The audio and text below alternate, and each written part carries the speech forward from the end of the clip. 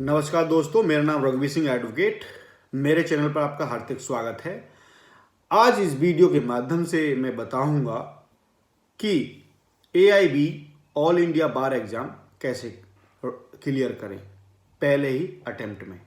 होता क्या है, बहुत सारे बच्चे कंफ्यूज हैं या ये डरे हुए हैं कि इसको कैसे क्लियर किया जाए, और क्योंकि बच्चों के पास टाइम भी नहीं है। कुछ बच्चे ऐसे हैं जो न्यूली इंगेज हुए हैं, कुछ मेरे साथी ये भी हैं कि जो अभी इन तैयारी भी नहीं कर पा रहे हैं।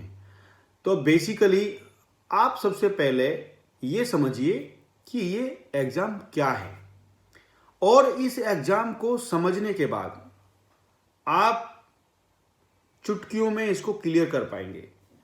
चाहे आपने कोई बुक अभी रेडी की है, नहीं की है, या आप तैयारी कर रहे हैं, नहीं कर रहे, तब भी मात्र कुछ समय में ही आप इसको पढ़कर पास आउट कर जाएंगे। पहले समझना बहुत ज़रूरी है कि ये एग्ज़ाम बेसिकली है क्या। देखिए, आपने 5 ईयर या 3 ईयर की डिग्री ली लॉ की, उसके बाद आपने स्टेट के बार काउंसिल में इनरोल करा लिया। जब स्टेट बार काउंसिल में इनरोल करा लिया तो ये ऑल इंडिया बार का एक एग्ज़ाम है जो आपको देना ही देना है। उसके बगैर आप इंडिपेंडेंट प्रैक्टिस नहीं कर सकते। प्रोविजनल सर्टिफिकेट आपको प्रोवाइड हुआ होगा अभी, या नहीं हुआ है तो हो जाएगा। जो एडवोकेट्स न्यूली इनरोल हुए हैं वही इसको देने के लिए एलिजिबल है, यानी कि इसको एडवोकेट ही दे सकते हैं, विदाउट एडवोकेट नहीं दे सकते। अब बात आती है कि ये क्या ओपन बुक है, तो ये ओपन बुक नहीं है, ये ओपन बेयर एक्ट है। बुक में मैंने पीछे भी वीडियो में बताया, बुक में बेयर एक्ट में डिफरेंट होता है, और ऐसे बेयर एक्ट केवल अलाउ होते हैं एग्जाम के टाइम जो कि विदाउट कमेंट है, जिनमें कोई कमेंट्री नहीं है, जिनमें कोई कमेंट नहीं है। तो आपको विशेष कर ये देखना है, जो भी बेयर एक्ट आपको खरीदने हैं, बेयर एक्ट आप खरीद लीजिए। इसके पीछे का रीजन ये है कि आप प्रैक्टिस में आएंगे तो वो आपके काम आएंगे, और ये बहुत अच्छी चीज़ है बेयर एक्ट खरीदना और पढ़ना। ऐसी कोई उसमें आपका मटेरियल है, आपका पार्ट है ये आपकी स्टडी का, और आपके प्रैक्टिस का भी पार्ट है ये। तो जब आपको ये चीज़ों का पता लग जाता है कि हाँ आपके एग्जाम में क्या आने वाला है या किस तरीके से पेपर आएगा, सबसे पहली बात यह है कि आप ये ना सोचें कि जो आपके बराबर में स्टूडेंट बैठने वाले हैं ऐसा ही सेम आपका पेपर आने वाला है और आप उससे पूछ के आप टिक कर लेंगे। ऐसा नहीं है।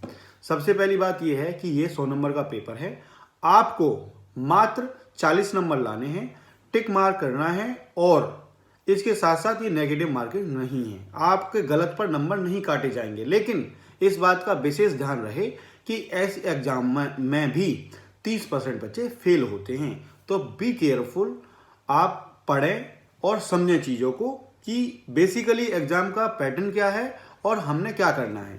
आपने क्या करना है, जब आप advocate as an advocate enrol हो गए, फिर आपने फॉर्म फिल कर दिया, अब आप एग्ज़ाम की डेट है, आप किसी भी तरीके से तैयारी नहीं कर पाए हैं, जॉब है या आपके सीनियर के पास काम करते हैं या आप कोई फंक्शन में बिजी हैं, किसी भी तरीके से है, तो आपको करना क्या है। बेसिकली मैं उन्हीं बच्चों के लिए ये वीडियो बताना चाहूँगा कि आपको शॉर्ट टाइम में क्या करना है। देखिए, जब आपके पास टाइम है तो आपको पूरी बुक्स पढ़नी है, कोई प्रॉब्लम है ही नहीं, सारे बेयर एक्ट पढ़ने हैं और पूरे पढ़ने हैं। अगर आपके पास टाइम नहीं है तो फिर क्या करना है, फिर आपको एक बहुत अच्छा तरीका ये है, क्योंकि मैंने भी पास आउट किया है, मैं अपना प्रैक्टिकली एग्जाम ये बता रहा हूं कि जब आपके पास टाइम नहीं होता है तो आपको एक काम करना है, वो है किसी भी बेयर एक्ट का जो आपने खरीदे हैं, पहले आप सबसे ज़्यादा जो इम्पोर्टेंट है वो ये है कि आप इसको 2 पार्ट्स में डिवाइड कर लें। 1 पार्ट मेजर एक्ट और 1 पार्ट माइनर एक्ट का बना लें, जिससे क्या होगा कि मेजर वो एक्ट होते हैं जो बड़े एक्ट होते हैं, बड़ी लॉ होती है, माइनर वो एक्ट होते हैं जो छोटे एक्ट होते हैं, छोटे लॉ होते हैं। समझिए, आपने सबसे पहले कॉन्स्टिट्यूशन को रेडी करना है। जब आपका कॉन्स्टिट्यूशन रेडी हो जाएगा तो आपका मैक्सिमम चीज़ें उसमें कवर हो जाएंगी सवाल। उसके बाद आपको आईपीसी है, उसके बाद आपकी सीआरपीसी है, उसके बाद आपकी इंडियन एविडेंस एक्ट है और आपका सीपीसी है। जब आप ये एक्ट जो कि मेजर हैं कवर कर लेते हैं तो आप ये मानिए कि आप 40% आप कवर कर चुके हैं। उसके बाद आपको कुछ पढ़े ना पढ़े एक बार एडवोकेट एक्ट जरूर पढ़ लें पूरा। एडवोकेट एक्ट में से भी बहुत सारे क्वेश्चन बनते हैं और आते हैं, क्योंकि आप न्यूली इनरोल हुए हैं, एडवोकेट हैं, आपके बारे में पूछा जा सकता है। अब बात आती है कि तैयारी कैसे करें।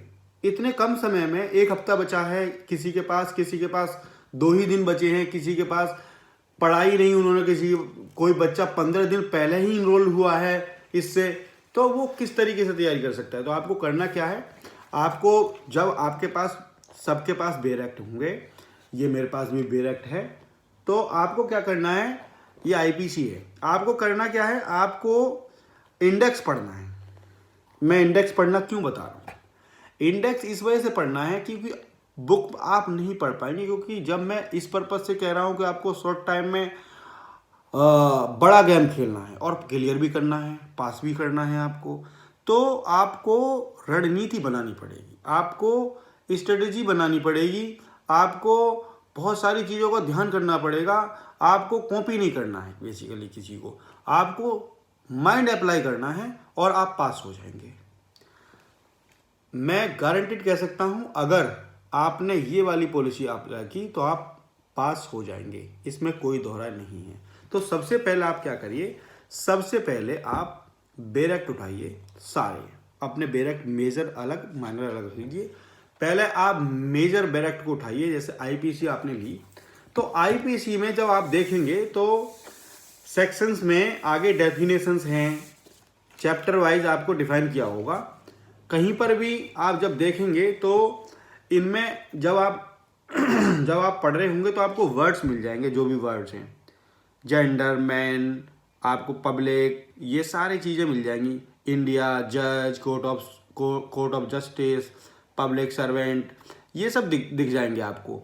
अब जब आपको ये सारे इंडेक्स दिख जाएंगे, जब आप ये इंडेक्स पूरा पढ़ लेंगे और आगे इसके आगे पेज नंबर लिखे हुए हैं, है ना, इतना समझाने की मुझे ज़रूरत नहीं है वैसे, लेकिन फिर भी आगे पेज नंबर लिखे हुए हैं कि किस पेज पर क्या चीज़ की डेफिनेशन या किस चीज़ को डिफाइन किया गया है, क्या किस चीज़ की पनिशमेंट दी हुई है। तो जब आप पढ़ेंगे इसको, जब पूरा पढ़ लेंगे पूरे इंडेक्स को, तो आपको क्या पता होगा कि आपको ये पता लग जाएगा कि आपने जब इंडेक्स पढ़ा तो आपने क्या देखा, आपने ये पता लग गया आपको कि कौन सी जो ऑफेंस है, कौन सा जो सवाल है कहाँ से क्लिक कर रहा है। बेसिकली इस पूरे इंटायर एग्जाम में यही एक कला है जो आपको सीखनी है। सवाल आपने पढ़ा, उसका जवाब आपको तब तक पता नहीं चलेगा जब तक ये ना पता लग जाए कि ये जो सवाल है ये कौन से एक्ट से लिया गया है, ये कौन से अधिनियम से लिया गया है।